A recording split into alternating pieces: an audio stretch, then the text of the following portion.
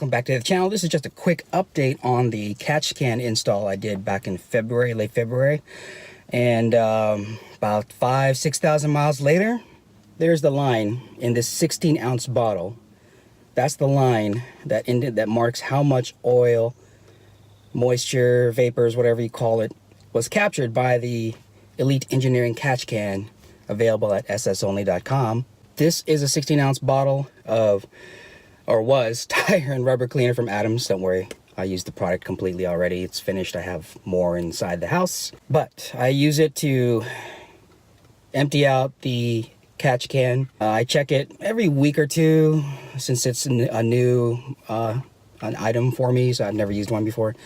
It doesn't collect a lot of oil on a regular basis, but over 6,000 miles, just about, I think, yeah, give or take 6,000 miles, that captured about a third of this 16-ounce bottle, right about here where my fingertip is.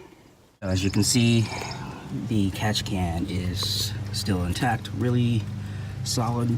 Nothing has loosened up. Bracket is tight. Overall, clean install, solid install. So there you have it, just a quick update on this catch can install. It seems to work great, solid construction. I highly recommend getting one for your car, the Chevy SS in this case.